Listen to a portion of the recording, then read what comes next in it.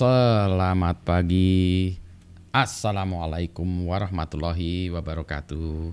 Berjumpa kembali dengan Budi Raharjo di Padepokan Budi Raharjo. Kali ini pakai kaosnya ID Shirt kali ini ya. Kalau di Padepokan Budi Raharjo itu kita selalu mulainya dengan ngopi dulu ya. Selamat pagi semuanya ya. Bismillahirrahmanirrahim. Waduh, ini kopinya segar. Wih, sedap kopinya. Oke, nah setelah minum kopi, barulah kita bisa ngobrol yang serius. Dung, pala ini udah nyot gitu ya. Pagi ini kita akan membahas sesuatu yang lagi rame dibahas. Nah, apa yang lagi dibahas? Wah, ini Log4j ya, Log4j magazine. Nah, katanya ini saya lagi cari-cari ya. Ini apa ya? Cerita tentang apa sih Log4j dan kenapa dia membuat heboh sebanyak orang ya. Jadi ceritanya hari ini kita akan bahas soal security tentang kerentanan apa itu yang namanya Log4j. Ini bahkan kalau kita lihat ya, ini saya share screen saya dulu ya. Nah ya, sebentar saya share screen saya. Maaf, salah pindah. Ini maklum operatornya sendiri-sendiri. Transition. Nah ini ya. Nah jadi ini ada berita tentang, segedein aja ya. Nah, Log4j. Nah, Log4j, the security flaw that's freaking out the internet. Ini ya, jadi kalau kita lihat ini Log4j ini banyak menjadi masalah di dunia ini ya. Bahkan ini saya ambil dari majalah Time ya. Time Magazine membahas soal Log4j ini. Sedemikiannya ya gitu ya. Dan yang diambil contoh ini adalah Minecraft ya. Karena Minecraft ini aplikasi yang banyak digunakan oleh anak-anak. Ini adalah aplikasi awal-awalnya yang apa nih? Yang terkena ya dengan ini apa Log4j ini ya. Nah, ceritanya ada banyak. Nah, maka orang bingung, Pak Budi, Log4j itu apa? Ya, saya harus mikir-mikir dulu, harus evaluasi dulu apa sih itu ya Log4j, sehingga sebetulnya Log4j ini mudah-mudahan bisa memahami Anda bisa memahami apa yang menjadi masalah dengan Log4j itu ya. Saya ini kan sedikit ya. Saya start dulu dengan ganti layar dulu ya. Deng gitu ya. Jadi ini kita bicara tentang masalah keamanan Log4j. Nah, ini saya gambarnya sedikit ketutup oleh wajah saya di atas ya, nggak apa-apa. Log4j itu apa sih sebetulnya? Kenapa ini bisa membuat ramai banyak pihak sampai tadi ya Time Magazine, terus dibahas di mana-mana gitu. Sebetulnya, nah apa sih itu Log4j? Log4j adalah library ya, atau pustaka. Kalau bahasa Indonesia pustaka ya, saya agak susah nih ngomong bahasa Indonesia. Mohon maaf nih, wah ini bukan Jaksel ya, tapi Pak Budi Raharjo ini ngomongnya susah pakai bahasa Indonesia kalau untuk hal-hal yang terkait dengan komputer. Jadi Log4j itu adalah library ya, yang digunakan untuk melakukan pencatatan atau logging. Biasanya kalau komputer itu istilahnya logging dalam bahasa pemrograman Java. Jadi kalau kita membuat aplikasi dalam menggunakan Java, kemudian kita ingin mencatatkan apa yang terjadi di aplikasi itu, kita catatkannya itu dengan menggunakan layanan logging ini. Sebetulnya kita bisa melakukan sendiri ya, membuat sendiri, membuat modul sendiri. Bahkan kalau dulu saya senangnya pakai print. Diketawain sama orang. Jadi kalau saya mencatatkan sesuatu tuh saya print ya, saya print ke layar, saya print ke berkas log gitu ya. Jadi ini memang lazim dilakukan. Kalau ada juga orang-orang yang buat aplikasi tapi nggak pernah mencatatkan log. Ini menurut saya rada kacau juga ya. Jadi log itu dibutuhkan. Nah, Log4j ini sebuah library yang banyak digunakan dan ini dikembangkan atau dikelola oleh Apache Software Foundation. Jadi Apache ini sebuah ya foundation ya, yayasan ya. Yayasan yang banyak mengelola software open source ya, di Apache ini. Jadi nanti Anda bisa cari aja ya, kalau Anda mau cari Log4j itu apa, nah bisa cari Log4j itu ya di internet. Nanti Log4j ini mungkin J-nya nih Java ya, log untuk Java. Dikembangkan oleh Apache, diperoleh dari logging apache.org. Sebentar, di mana tablet saya? Ini dia, biar saya bisa urak-urak ya tablet ini. Ya, jadi Log4j adalah ini dijalankan oleh Apache. Apache juga mengelola banyak ya yang terkait biasanya dengan aplikasi-aplikasi yang terkait dengan web ya, web. Kalau dulu web server itu namanya Apache Web Server ya, Apache Web Server ya. Ini yang paling terkenal ya, paling banyak digunakan web server. Terus ada macam-macam ya, Tomcat lah, ada macam-macam ya. Tapi ini yang utamanya adalah logging ya dengan bahasa pemrograman Java. Nah, mungkin Anda juga, Pak, saya nggak menggunakan Log4j. Ini saya nggak pakai Log4j gitu. Nah, tapi jangan salah. Mungkin Anda menggunakan aplikasi lain atau layanan lain atau library lain, ya library Java yang lainnya, yang sebetulnya dia menggunakan Log4j ini ya. Jadi nanti ada aplikasi lain ya, misalnya aplikasi lain atau bahkan framework Java framework ya, atau library yang lainnya. Kalau library yang lain kan juga dia malas juga. Loggingnya dia pakai, saya pakai Log4j aja gitu ya. Jadi kalau nggak salah ini ada video yang saya tonton itu dari Snake gitu ya. Dia membuat statistik dan menunjukkan bahwa sebetulnya lebih dari 60% ya orang itu yang terkena ini itu adalah orang-orang yang tidak langsung menggunakan Log4j, tapi secara tidak langsung menggunakan aplikasi atau library yang lain. Jadi Anda menggunakan library yang lain ini menggunakan Log4j, nah kenalah di sini ya, gitu. Jadi ini Anda terpaksa harus meriksa yang lain-lain ya. Nah, ini baru kejadiannya berapa ya? Seminggu, 2 minggu, 3 minggu yang lalu, sehingga admin itu terpaksa mengupgrade-nya. Ya.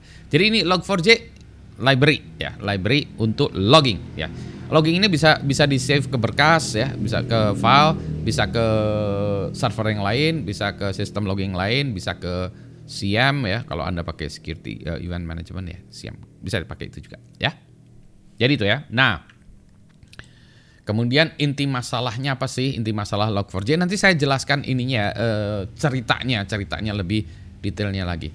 Tetapi yang paling sebetulnya yang membuat ini jadi masalah adalah si kelemahan atau masalah Log4j ini, dia dapat melakukan remote code execution nih, remote code execution. Jadi yang dilakukan adalah ya, kita dapat menyisipkan kode apapun ke server. Nanti kita lihat. Jadi pertama kita harus menyisipkan kode yang ini sebetulnya kodenya ini malicious code ya, malicious code ya, atau malicious software ya. Kalau gitu malware dong Pak. Iya memang malware ya. Malicious ini bahasa Indonesianya apa sih ya? Jahat ya. Kalau di Inggris kan malware, kalau Indonesia software jahat atau perangkat lunak jahat, pelunjat. Pelunjat ya, perangkat lunak jahat ya, pelunjat. Perangkat lunak jahat ya, malicious software. Idenya adalah gimana kita bisa menyisipkan kode itu ke server kita ya, server yang ditargetkan lah, bukan server kita, server yang ditargetkan. Kemudian setelah disisipkan kode itu kita eksekusi ya, dijalankan eksekusi dari jarak jauh ya. Nah, tentu saja tergantung kode yang kita sisipkan apa ya. Nah, tentu saja biasanya orang ingin mengendalikan server target tuh ya, victim tadi ya, di eksekusi dari jarak. Sehingga kita bisa sampai mendapatkan total control ya, kendali dari jarak jauh. Misalnya kita bisa membuat shell ya, membuat shell itu membuat apa? Terminal ya, shell terminal atau apa ya? Shell itu terminal ya. Ya pokoknya shell ya. Kalau di Windows itu CPROM lah, C gitu ya. Kalau di Unix dolar ya, dolar atau persen atau apa ya, tergantung ini. prompt-nya gitu. Nah, kalau udah dapat itu, nah Anda bisa mengeksekusi apa saja, tergantung memang sebetulnya dari usernya ya. Tapi intinya kalau Anda sudah bisa menjalankan itu ya Anda bisa menjalankan apa saja di remote code gitu ya, di remote server ya.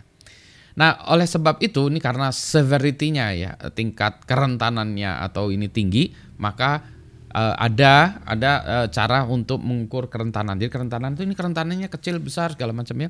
Nah, ini CVSS ya, CVSS atau CVSS ini Common Vulnerability Scoring System, nilainya untuk kasus yang ini itu adalah 10 dari skala 10. Artinya apa? Wow. Habis-habisan. Nah, saya minum dulu ya. Gitu ya. Oh, ini ada yang menyapa. Selamat pagi. Selamat pagi juga ya. Mas Edi. Nah, Mas atau apa ya? Nah, Mas. Gitu ya. Jadi ini itu ya masalahnya. Nah, sekarang itu sebenarnya ini gimana sih ini bisa terjadi, ceritanya gimana ceritanya. Nah, kita mulai satu-satu ya. Ini maaf nanti ini agak teknikal, nanti saya ada gambarnya yang lebih visual dari ini ya. Yang pertama, nah ya fitur Log4j ini ya, fitur Log4j ini punya banyak fitur. Dia bisa mencatatkan apa aja, misalnya saya berkas apa ya, misalnya saya punya berkas ini saya taruh namanya aplikasi.log ya, misalnya berkasnya itu ya. Nah, di dalam aplikasi itu bisa saya catatkan macam-macam. Misalnya saya ganti warna dulu ya, biru aja. Misalnya ini ada tanggalnya ya, ada date ya. Terus ada misalnya apa, pinjaman orang online, pinjol ya, pinjaman orang gitu ya. Nanti dicatatkan misalnya user 123 pinjam 3 juta. 3 juta nggak gitu kali ya, harusnya tulisnya 3000000 ya, 3 juta gitu ya. Nanti ada berikutnya lagi aplikasi saya pinjor ya. User 456 pinjam 10.000 aja. Ada nggak ya pinjal orang? Nanti ada lagi user 123 mengembalikan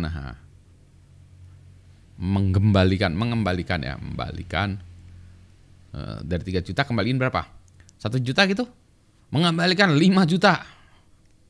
Aneh juga ya. Jadi dia pengen nabung ya. Jadi bukan pinjam nih, menabung online. Kalau gitu menang ke bank aja lah atuh Mas gitu ya, si user 123 nih.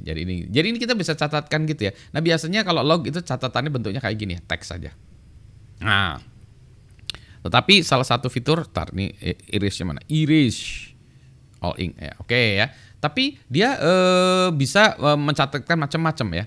Jadi kalau tadi dia mencatatkannya teks, tapi si log4j itu kita mengaksesnya itu pakai gini ya, logger error ya. Misalnya ini ada fungsinya si logger log4j itu ada logger.error. Apa yang dicatatkan? Nah, dicatatkan ini yang dalam tanda petik ini akan dicatatkan ya, tanda petik ya. Tetapi dia juga bisa mencatatkan macam-macam ya. Kalau dia hanya catatkan teks saja ya nggak menarik ya catatkan. Nah, dia juga bisa kita sebutnya expression ya gitu ya. Jadi catatkan, ini nanti ada kurung kurawal terbuka dan kurung kurawal tertutup. Apapun akan kita pindahkan ya. Ini misalnya ini ada function error get message, kita pindahkan ke sini. Jadi nanti keluarnya adalah catatkan apapun ya, ini misalnya. Misalnya ini ya, si error get message ini misalnya server crash. Jadi nanti di lognya itu akan tuliskan ada namanya catatkan. Ya, harusnya biasanya jangan catatkan ya. Server server 123 crash gitu ya. Crash pakai gitu. Nah, gitu ya. Oh, ini ada yang lagi ya. Dipakai selamat pagi karena tadi barusan pakai ya. Selamat pagi Orang Sunda teh ya. Selamat pagi ya, server 123 crash nah, crash dia. Jadi ini apapun error message ini akan dimasukkan ke dia ya. Jadi apapun ini mungkin dari fungsi-fungsi kita yang lain ya, kita masukin di situ ya. Jadi itu. Jadi itu fungsinya kayak gitu ya. Dia bisa mencatatkan apapun. Nah, itu ya satu ya. Ini mah normal-normal aja ya, nggak ada hebat-hebatnya jadi fitur itu. Kemudian nah si Log4j ini punya fitur tambahan. Fitur tambahan itu yang disebut namanya JNDI. Nah, ini Java Naming and Directory Interface. Ini sebenarnya fitur ini tuh sebetulnya adalah kita bisa mengambil sesuatu dari mengambil Java object dari tempat lain, dapat tempat lain gitu ya. Jadi kita misalnya punya kita misalnya ini server kita ini ya. Server kita nih server kita ya. Ya. Server kita ya, misalnya server kita. Ini kita jalankan Java Virtual Machine di sini ya. Jalanin aplikasi-aplikasi di sini.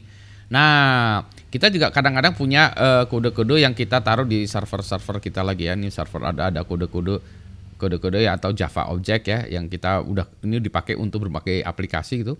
Nah, kita bisa minta ya. Tolongin Java object itu tolongin ke sini dong, turun kirimkan ya. Nah, ini intinya adalah ini kita bisa mendapatkan Java object ya di remote kemudian dikirimkan ke sini. Kalau ngirimkan itu dikirimkan secara itu kalau dia di dalam bahasa kerennya tuh ya namanya diserialisasi ya, serialized gitu ya karena ini kan tadinya bentuknya satu objek satu blok gitu ya, dikirimkan secara seri gitu ya. Secara seri. Dikirimkan secara seri. Kirimkan secara seri ke sini, diserialize kan ke JVM ya. Nah, misalnya yang kode di sini tadi ya kode atau apa, misalnya di sini juga ada profil saya ya, profil Pak Budi gitu ya. Teng ada gitu ya. Nah, profil Pak Budi tolong diinikan. Nah, ini bisa minta ke sini, kirimkan lagi gitu ya. Nah, misalnya contohnya yang paling sering tuh misalnya di sini bisa pakai LDAP ya. LDAP itu sebetulnya bagian dari Active Directory ya, yang banyak digunakan kalau orang-orang menggunakan LDAP itu banyak digunakan di Active Directory di corporate ya, di corporate Microsoft Active Directory. Jadi kalau kita login di kampus atau di kantor, kita login komputer kita, ditanya user ID password, login ding dikasih. Oh oke. Nah, terus kemudian kita bisa buka email kita, bisa buka aplikasi-aplikasi ini si DCL-DAP itu ya. Itu misalnya contohnya, tapi bisa yang lain-lain. Nah, jadi JNDI ini sebetulnya ya kayak gitu ya, dia bisa mengquery macam-macam, Java object bisa dibalikin lagi. Ini kalau orang bilang ya sekarang ini mungkin sama seperti kalau yang biasa dipakai sekarang tuh namanya REST API. Kalau orang menggunakan web application ya, buat web application namanya REST API. Oh iya, sorry. Oh iya, barusan Faris komentar. Oh pagi Pak Budi. Oh kok pojok kanan gambar atasnya kepotong sama kameranya. Oh iya benar ya. Oke. Kalau gitu ya. Sorry. Saya ulangi lagi ya. Ya sorry. Ini pengen keren-kerenan kayak gitu ya jadinya. Lupa di sebelah pojok kanan atas saya ini ya. Nah ini ada foto orang keren ya. Video orang keren. Oke ya. Jadi balik lagi saya buatnya di sini ya. Jadi JNDI ini adalah kalau kita punya server kita ya, aplikasi kita jalannya di server kita ya, nih server aplikasi gitu ya, app ya. Nah biasanya kalau kita menggunakan Java maka kita menggunakan JVM, Java Virtual Machine-nya di sini ya, aplikasinya ada di situ. Nah seringkali kita pengen mengambil objek ya, Java objek dari tempat lain, misalnya kita udah mengembangkan library fungsi-fungsi di tempat lain ya di sini, maka kita bisa minta Java object itu ini kan ya. Untuk aplikasi lain juga bisa mungkin ngambil juga ke sini ya. Jadi ini aplikasi ya. Ada yang tadi yang saya udah cerita, misalnya tadi ada yang namanya LDAP ya. Misalnya kalau di ini namanya Active Directory ya, Active Directory yang biasa kalau digunakan kalau kita menggunakan Microsoft biasanya login di sini. Kalau kita pakai Microsoft login ya, join domain, kemudian balik lagi. Oh ya, ini Pak Budi. Oke, bisa menggunakan email, bisa menggunakan ini corporate dan seterusnya. Ini biasanya pakai LDAP. Saya bisa juga ngeliat picture profile-nya Budi misalnya gitu ya. Jadi itu. Nah, itu tadi ya. Ini mirip REST API zaman sekarang. Ini zaman dahulu ya. Oke ya. Nah, jadi saya bisa membuat kayak gitu ya. Misalnya tadi ini contohnya adalah LDAP ya. Ambil dari IP 192, ini misalnya servernya namanya 192.168.1.1 173 ya, port 8000 ya, ambil. Jangan khawatir, ini IP-nya nggak ada, ini IP lokal, IP palsu. Jadi Anda bisa coba-coba ya, ini objeknya Raharjo, ini country ID. Sebentar saya minum kopi dulu ya, supaya lebih segar lagi. Ya, jadi JND ini ada, dan lagi-lagi ya ini ya ini harmless, ini ya oke lah, harmless lah ya, bisa. Karena banyak ininya, banyak apa namanya, banyak manfaatnya ya. Nih dah ya, 2 ini nggak masalah sih gitu ya.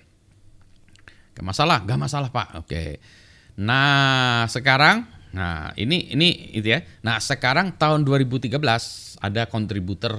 Ini kan Log4j ini lupa saya bilangnya. Ini tadi adalah project open source ya, project open source yang dikeroyok orang rame-rame, keroyokan ya. Nah, ada kontributor yang bilang, kita tambahkan sebuah fitur. Ini tahun 2013 nih. Fitur jadi gini, si JNDI lookup itu ya bisa melakukan hal yang melakukan lookup secara otomatis. Misalnya gini ya. Kalau kita lihat ini nih, lihat apa mana nih? Mana mau saya kok hilang. Oh, itu dia. Ya, jadi kan tadi ya, ini logger error sama ya seperti tadi ya. Logger error, sorry. Ini bukan dicoret maksudnya. Nah, yang akan dituliskan kan ini ya, logger error. Ding ding ding ding ding ding ding ding ding ding ding gitu kan ya. Nah, gitu ya. Nah, ini ada 2 kurung kurawal ya, yang ini kurang kurawal ini ada 2 curly braces yang ini ya, nomor 1 dan nomor 2. Yang nomor 1 itu adalah yang ini, yang nomor 2 adalah ini ya, gitu ya. Nah, nomor 1 ya, yang nomor 2 kan sama tadi ya, get error message, oke lah, nggak apa-apa ya, ada pesanku atau apa masuk situ nggak apa-apa. Oke ya. Nah, yang kedua adalah gini, si JNDI lookup ini tadi gini, kalau di sini di dalam pesan ini, kalau ini kan teks ya, kemungkinan ini hasilnya teks ya. Kalau dia teksnya itu ada dolar, ya dolar ini, maka dia akan dieksekusi ya. Jadi ini dia bilang, oi ini JNDI ya. Java naming and directory interface, tolong eksekusikan ini. Nah, ding ding ding ding ding ding ding ding ding ding ding gitu ya. Nah, jadi misalnya untuk semua yang dicatatkan di situ kan, di sini kita pengen pencatatan kan tadi ya. Itu ada ininya adalah date ya. Misalnya kalau kita buat aplikasi di lognya tuh ya, log file. Biasanya depannya ada date-nya, terus namanya aplikasiku ya. Terus catatan gitu. Nah, depannya ini kan kita bisa ubah-ubah ya. Kita mau catatkan gimana bisa ya. Nah, misalnya tadi ini bukan aplikasiku tapi apa? Nah, ini config-nya ini dibuat secara dinamik lah supaya errornya log message-nya ini bisa lebih dinamis ya. Lebih dinamis supaya bisa ini ya, lebih seragam lah. Daripada pusing-pusing, ininya tuh kita taruh ya, misalnya ini tadi ya, kita taruh di sebuah server ya, server config. Kemudian ini di-download lewat JNDI tadi ya. Gitu ya, Pak. Nah, ini sorry, JNDI ini servernya ada di LDAP lah ya, misalnya. Mau apa juga sebenarnya bisa ya, LDAP. Ya. Nah, jadi ditaruhkan di situ. Ya. Nah, yang lebih menariknya lagi ini kan kalau kita pakai JNDI ini bisa ya, jadi query ke LDAP ya. Tapi kita bisa juga nih, ternyata fiturnya yang saya baru tahu juga ya. Dia bisa memasukkan environment variable ya. Jadi kalau ada dolar ini kan sama juga ya, dieksekusi. Kalau tadi ini JNDI itu dia lookup ke sana, kalau environment ini dia membaca variable environment variable ya. Environment variable. Nah, ini ngerinya apa? Ngerinya kan kadang-kadang kita suka buat di server ya. Kadang-kadang kita normally ya, bukan normally ya. Ada common practice kalau kita menjalankan sebuah aplikasi di dalam server ya. Dalam server itu kita pengen misalnya aplikasi itu ingin berkomunikasi ke server yang lain gitu ya. Misalnya kita mau akses ke AWS gitu ya. Kita mau akses ke server kita atau account kita. Saya ambil warna yang lain ya. Di AWS ya misalnya yang ini ya. Misalnya saya nggak tahu ya. Saya AWS akun ya misalnya. Akun ya. Account ya. AWS password gitu ya. Misalnya di server gitu ya, di server gitu, tag gitu ya, ditaruh. Gimana sih aplikasi kita supaya tahu ini ya konfigurasi ini? Nah, ditaruh di berkas konfigurasi, tapi seringkali ini tuh dimasukkan ke dalam environment variable ya. nanti aplikasi kita membaca environment variable ini dieksekusi. Ini salah satu cara untuk mengamankan data kita sih, supaya aplikasi kita itu tidak ini semua tidak di hardcode di dalam aplikasi. Common practice dan actually good practice itu sebetulnya masih termasuk. Mohon maaf, ampun, barusan saya ini ngomong pakai bahasa Inggris ya. Ya, jadi nah ini tadinya pengen buat nih aplikasiku, jadi nanti aplikasiku environment variable-nya apa ya, yang ini kan ya, itu catatkan gitu. Tapi ini bisa bocor juga. Nah ya, nah jadi yang ini tuh yang ini ya, ini kontribusi ya tahun 2017, ketahuannya sekarang 2021 akhir lagi ya.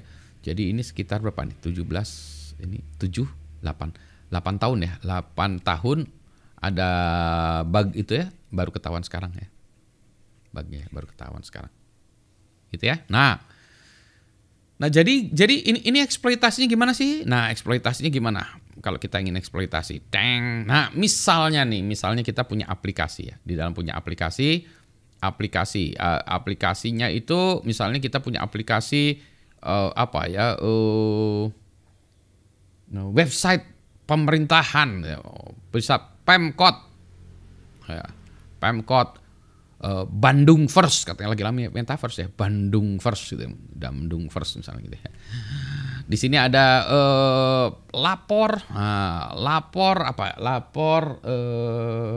kemacetan ya, ada aplikasi lapor kemacetan. Nanti di sini ada formnya, mau formnya apa gitu ya. Nanti ini dimasukin user, macet di Jalan Dago ya, atau apa ya, ini form ini. Pokoknya sesuatu ya. Kita bisa buat juga aplikasi ada search engine atau apa. Jadi ini teks yang dimasukkan ke user ya. Ntar ganti warna lagi, tag mana nih? Mana nih?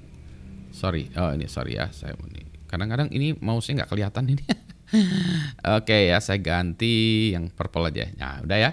Jadi nanti user masukkan ini, misalnya lapor Jalan Dago macet gitu ya, karena ini weekend ya, orang-orang udah ini lagi ya, kayak normal aja lah, kayak nggak ada covid lagi ya, gitu ya. Nah ini dimasukkan ya. Jadi kalau di dalam aplikasi kita, nah aplikasi kita tuh kayak gini misalnya ya, logger error user memasukkan, nah ini nanti digantikan dengan yang dimasukkan user ya, Jalan Dago macet gitu. Nah sekarang usernya nakal.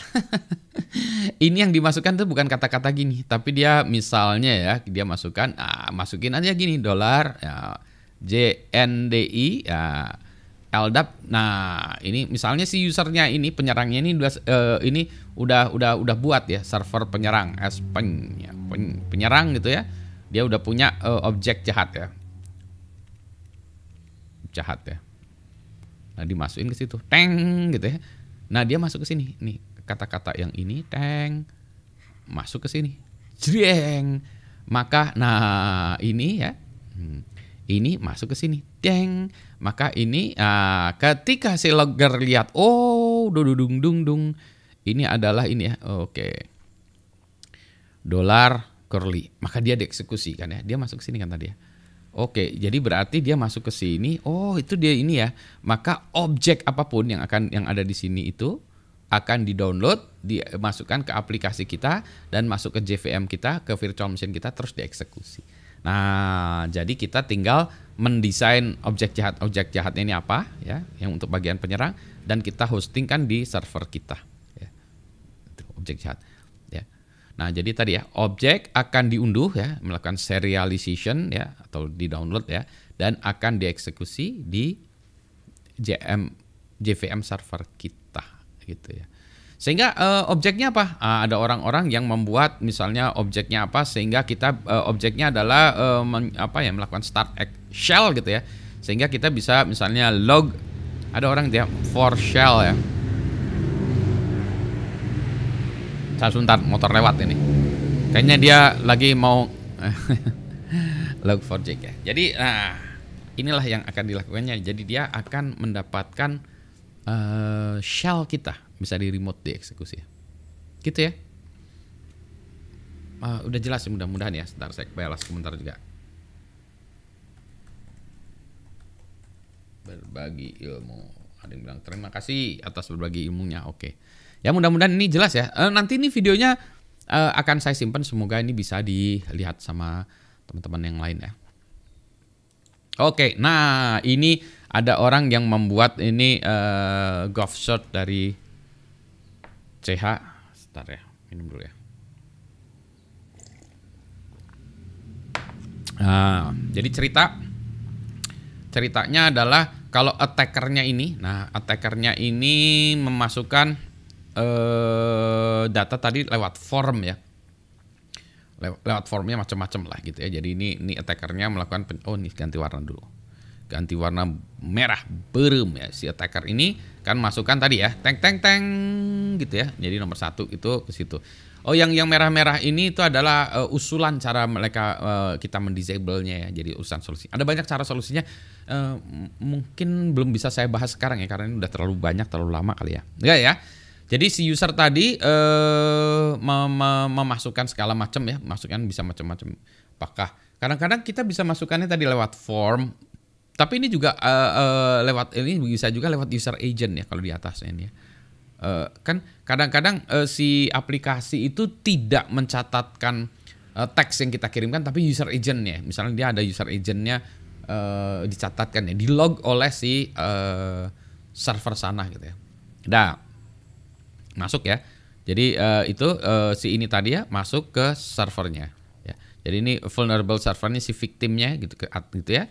Terus ya, nah kan si stringnya tadi si yang user agent ini bukan dari bodinya tapi dari ininya headernya ya di ke log4j untuk logging. Jadi dia akan diloggingkan ini sih tadi ya jndi ldap evil.xax ini ya apapun tadi ya. Ini yang saya contohkan tadi ya, kita membuat objek tadi ya. Ini adalah tempat objek jahat tadi ya. Di hosting, disimpan, disimpan harus ini. Kenapa di hosting ya? Di ghosting ya, di hosting. Dah, ya udah, tek. Nah kebetulan ini kan di servernya, ini ada loggingnya, nah lognya ya. Lognya tadi dilihat, ceng. Nah kebetulan log4j-nya itu masalahnya di sini, teng. Oke. Dia ngelihat, ini ada ininya, dolar ini. Oke. Maka dia akan melakukan melakukan query ya tadi.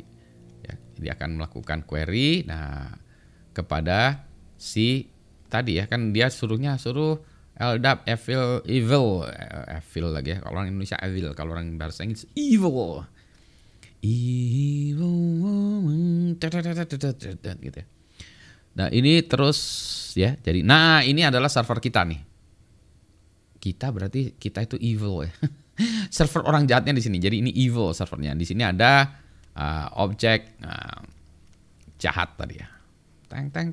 Objek jahat. Nah, jahatnya itu dikembalikan diserialisasi. Teng ya. Dung. Nah, misalnya contohnya ini ya, di bawahnya nih. Ya. Teng diserialisasi ini ya.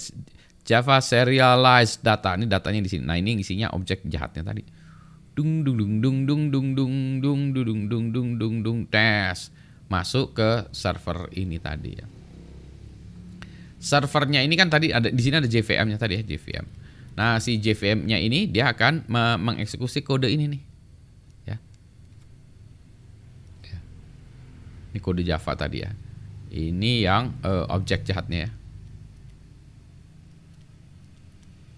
Objek jahat. Nah, dieksekusi. Kalau ininya ya kodenya ini memperkenankan orang membuka port baru, membuat akses segala macam, maka ya ini sampai ke sini lagi ya. Ya, tentu saja ada banyak cara untuk melakukan perbaikannya tadi. Sebentar saya remove dulu ya. Ini ada yang mengatakan bahwa kalau gitu semua request ini kita harus sanitasi dulu, diblok dulu dengan web application firewall ya. Ya itu tentu saja tergantung dari gimana kita melakukan konfigurasinya ini ya. Tapi kan user bisa kreatif ya. Ini maksudnya gini. Ini bisa dalam bentuk teks ini, tapi kita bisa konversikan ini dalam bentuk encoding yang lain ya, sehingga nanti hasilnya kayak gini juga.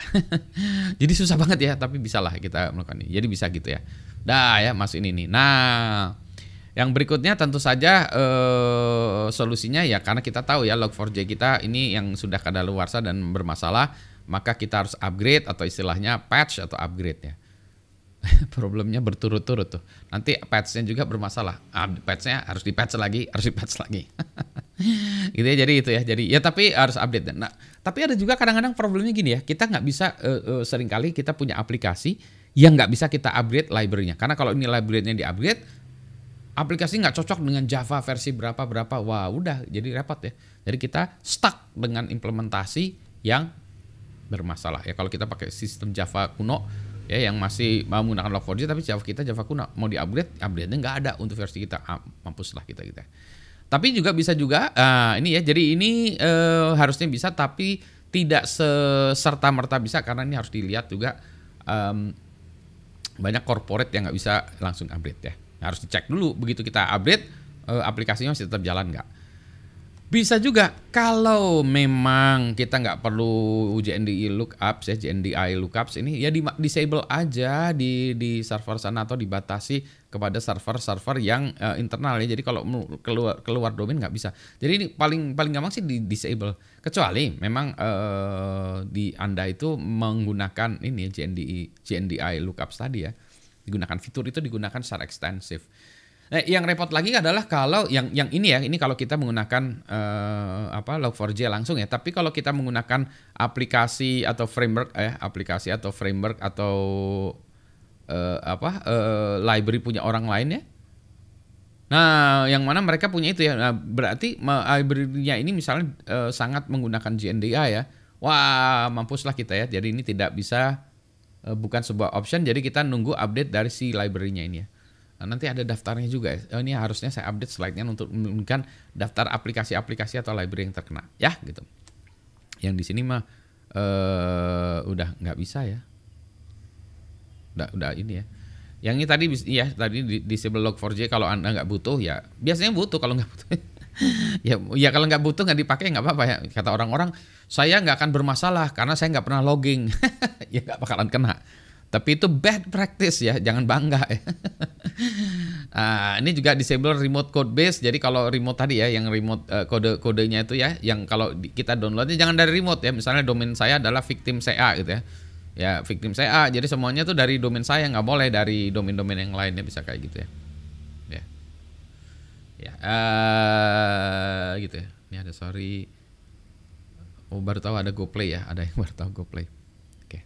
Gitu ya. Jadi ini perjalanannya untuk dengan diagramnya yang dibuat oleh GovCert CH ini. Menarik ya. Nah, ini harusnya kami ya ID Cert juga buat kayak gini kali ya. Ya buatlah. Nah, ini belum sempat saya buat videonya ini, nanti mau di-share di ID Cert juga. Gitu ya. Semoga ini ada bayangannya. Nah, ini adalah tentang permasalahan Log4j. Tar dulu ya. Kita harus apa? Harus minum kopi dulu. Tinggal dikit nih. Padahal kopinya tadinya penuh ya. Nerangin nggak? Ini kopi pertama saya sengaja nih mau ngopi nih, nunggu mau ini menjelaskan ini. Udah dingin kopinya. Ntar barusan netes jatuh. Untung jatuhnya nggak ke keyboard. Ya astagfirullah. Oke ya, jatuhnya ke tablet. Oke, nah. Kita balik lagi ya, Nah, sebetulnya sebelum ini balik dulu sebentar. Sebelum ini kita harus balik lagi ya. Oke. Sebetulnya masalah seperti ini tuh bukan masalah yang pertama ya. Jadi bukan masalah yang pertama. Jadi ada masalah lain ya. Ini bash ya, shell bash ya. Masih ingat beberapa tahun yang lalu? Ini saya ajarkan di kuliah saya, di kuliah software security ya. Nanti ini di bash-nya juga sama. Ini sebuah bash itu shell-nya GNU ya, yang banyak dipakai di macam-macam ya. Kalau dulu MacBook ya, Mac itu pakai Mac OS itu pakai bash ya. Sekarang udah ganti lagi ya pakai Z shell ya atau apapun ya. Ya ini bash masih banyak digunakan. Ini juga sama nih. Jadi bash singkatnya itu dia tidak melakukan sanitasi terhadap input user sehingga environment variable yang kita pas malah dieksekusi gitu ya. In general ini juga hal yang sama ya, kita bisa mengeksekusi sesuatu tuh kalau yang paling ngetop ya, sekarang masih tetap kalau lihat-lihat itu adalah SQL injection atau SQL injection ya, yang mana kita bisa mengirimkan perintah-perintah SQL ya. Ini perintah SQL, perintah database ya, database ke remote database ke remote server sehingga kita bisa melakukan apa-apapun ya, drop table, delete table-nya segala macam ya di SQL injection nih. Ini secara umum ya. Terus ada juga ya in general injection yang bukan database, bukan SQL ya. Misalnya bisa pakai shell ya injection atau apa gitu ya. Yang ini udah saya lihat. Kalau Heartbleed saya juga udah ngeliat ya, ini yang OpenSSL ya. Ya itu juga sama, tapi ada penjelasannya lain lagi ya. Nanti kapan-kapan saya jelasin lagi lah. Kalau di kelas sudah ada materinya, tinggal nanti Anda, kalau nggak Anda nanti lihat materi kuliah saya aja ya. Nah, jadi ini seringkali jadi masalah adalah karena tidak melakukan sanitasi terhadap input dari user, tidak sanitasi. Jadi input-input dari user itu harus difilter ya, kita jangan terlalu percaya kepada user. Kalau gitu user itu nakal. Ya, user itu nakal. Kalau nggak percaya kan Anda pernah juga ya, user nakal tuh gini. Kalau Anda nggak percaya kan nanti Anda buat box ya, kasih bolongan gitu. Tulis di pinggir boxnya, taruh di pinggir jalan, tulis di box ini, jangan lihat box ini, itu pasti asal gitu ya. Jadi user teh nggak bisa bersahabat ya dengan instruksi ya. Jadi kasus serupa banyak ya. Jadi ini bukan kasus pertama yang terjadi ya, banyak ya. Oke ya. In general gimana? Nah ini ada satu hal yang ini juga ya, mesti kita bahas juga ya. Ini ya. Ini tentang sebetulnya kan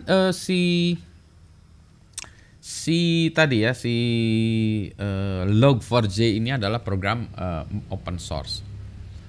Open source itu adalah pengembangan software yang bisa dilihat banyak orang ya, open source ya. Salah satu tenantnya orang-orang open source termasuk saya merasa bahwa ini satu tenant yang ini ya. Ini siapa yang ngomong? Kalau nggak salah si Linus ya. Si Linus Torvalds ya. Dia mengatakan bahwa given enough eyeballs, all bugs are shallow. Nah, maksudnya apa? Maksudnya kalau ada banyak orang yang mereview kode kita, ini eyeballs ini orang, maksudnya orang ya, orang. Maka bugs akan ketemu. Karena sekarang untuk memeriksa bugs ini kita automated tools itu memang masih terbatas ya. Saya ngajar di kuliah software security pun ini masih terbatas ya untuk melakukan pendeteksi bugs ini. Bugs yang fungsional, apalagi bugs yang terkait dengan security, bug fungsional aja masih terbatas ya. Jadi ini gitu ya. Nah, dengan catatan bahwa given enough eyeballs ya. Berarti enough eyeballs itu berapa? 10 orang itu enough enggak? 10 orang itu enough enggak ya? 100? 1000? 10.000? Nah, ya.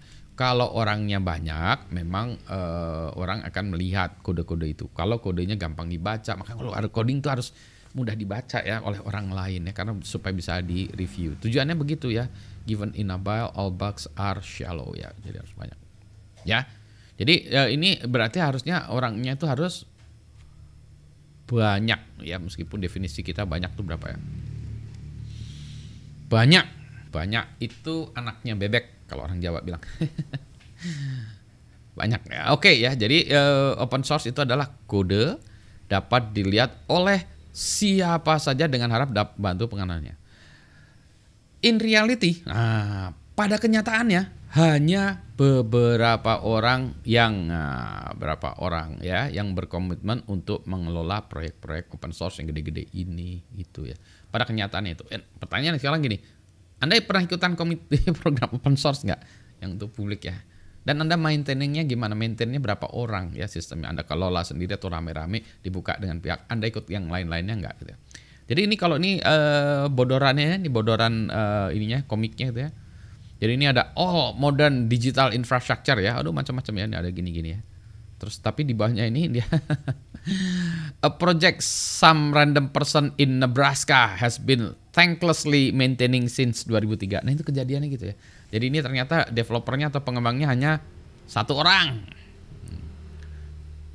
Gak dibayar. Sukarela. Bukan hanya sukarela, suka dimaki-maki.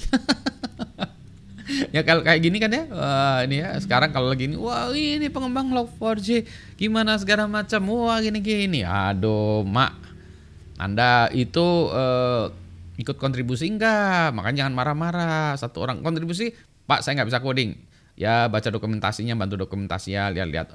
Pak saya nggak bisa baca ini. Ya udah ngasih duit lah, cumbang. Kejadiannya sama ya. Ya ini bukan masalah Log4j aja. Ya yang OpenSSL juga kayak gitu. Ya. Ini kan jadi kalau kita bilang Log4j ya, bahasan Log4j kasus gitu. OpenSSL juga sama ya. Bash juga sama gitu ya. Tinggal 1 atau 2 orang developer yang kerja dengan susah payah untuk mengelola infrastruktur ini. Gitu. Maka itulah, marilah, karena saya senang dengan konsep open source ya, maka marilah kita sama-sama ya kelola ini dengan baik. Maka kita kontribusilah, ikut bergabung dengan proyek-proyek open source gitu ya. Gitu ya. Wah kalau gitu open source lebih buruk, ya enggak juga. Closed source lebih buruk lagi, malah kita nggak tahu programmernya berapa. Perusahaannya bangkrut terus susah ya, kodenya nggak ada di mana bisa kita lihat ya. Kalau nggak bisa dilihat ya sudah pasti kita tidak tahu ya. Tidak tahu bisa jadi lebih secure atau tidak lebih secure, nggak tahu gitu. Kalau ini kan tahuan ya. Ada bahan bacaannya. Nanti ini share-nya slide-nya saya share. Slide-nya saya share di berbagai tempat dan juga videonya nanti akan saya share ya. Begitu pagi ini, ini kopi saya udah habis dan kalau saya lihat nggak banyak juga yang nonton. Malam ya, udah technical. Minggu pagi mah enaknya ini apa ya? Tadi ya jalan-jalan ya, olahraga. Tapi kan jangan keramaian, masih covid ya. Ngebaso wah asik banget ini ngebaso, jadi pengen baso kalau ngebaso sushi es krim, tapi saya kok pengen ngebaso malu kalau orang Bandung mah ngebaso gitu ya. Terima kasih banyak Pak Budi. Oke di Marisa, semoga ini bisa mencerahkan ya, nanti kalau untuk dipakai ngajarin ke yang lain-lain nih, semoga mencerahkan. Sip ya, saya mau sudahan dulu ini, habis itu banyak kerjaan yang lain, nge-review paper dan seterusnya. Baik, kalau nggak ada ini lagi, saya tutup ya. Terima kasih semuanya yang sudah menyimak video ini. Silahkan berikan komentarnya. Semoga ini bermanfaat bagi kita semua. Semoga software makin lebih bagus ya. Anda pada developer dan kondisi keamanan siber kita menjadi lebih baik. Software security menjadi lebih baik. Selamat pagi semuanya. Assalamualaikum warahmatullahi wabarakatuh.